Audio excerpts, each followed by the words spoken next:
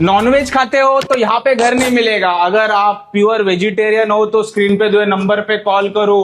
ताड़देव location में दिखा रहा हूँ 2 BHK जिसका कारपेट एरिया होने वाला है 900 का। नॉनवेज खाते हो तो यहाँ पे घर नहीं मिलेगा। अगर आप वेजिटेरियन हो तो मोस्ट वेलकम। ओनरचाच क्रायटेरिया होता की मला हे घर एका व्हेजिटेरियनला द्यायचं आहे।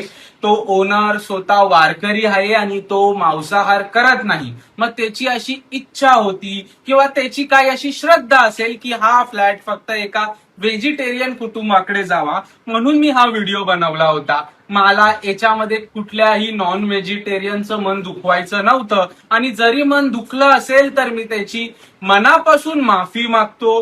तुम्ही बिंदास मांसाहार करा, मी स्वतःही नॉन व्हेजिटेरियन आहे। महाराष्ट्रात राहून मराठी माणसाने नॉनव्हेज न खाणाऱ्या माणसाने तो फ्लॅट द्यावा अशी त्यांनी विनंती केली होती, पण हा महाराष्ट्राचा त्यांनी काल केलेला अपमान आहे। अंडर कन्स्ट्रक्शन असणाऱ्या बिल्डिंग मधला फ्लॅट वारकरी समाजाच्या व्यक्तीचा कसा काय असू शकतो? कारण मी स्वतः विकासक आहे, मलाही माहिती आहे काय नियम आणि कायदे आहेत ते। त्यामुळे आज त्यांनी जी बाईट दिली ती चुकीची आहे आणि अशा पद्धतीच्या वक्तव्याचा आम्ही निषेध करण्यासाठी आज ठिकाणी आलोय। आम्ही येणार हे कळल्यानंतर त्यांनी स्वतःचं ऑफिस बंद ठेवलंय आणि तो इथून पळून गेलेला आहे, पण तो किती दिवस पळेल? आमची त्याला एवढीच विनंती आहे, तो मराठी मुलगा आहे, भावेशला मीही चांगला ओळखतो, त्याने या महाराष्ट्राची माफी मागावी।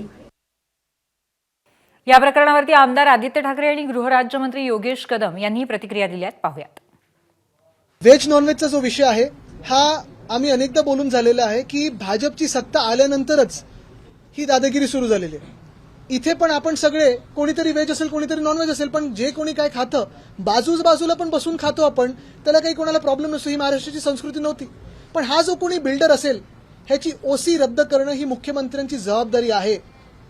नाहीतर आपल्याला कळतील की मुख्यमंत्री महाराष्ट्र विरोधी आहेत आणि मराठी विरोधी आहेत। घरं विकत असताना कुठल्याही खाद्यपदार्थावरती बंदी आहे किंवा असे कुठलेही रेस्ट्रिक्शन कायद्यानुसार लावता येत नाहीत आणि म्हणून नक्कीच तो कायदेशीर सगळ्यांसाठी समान आहे।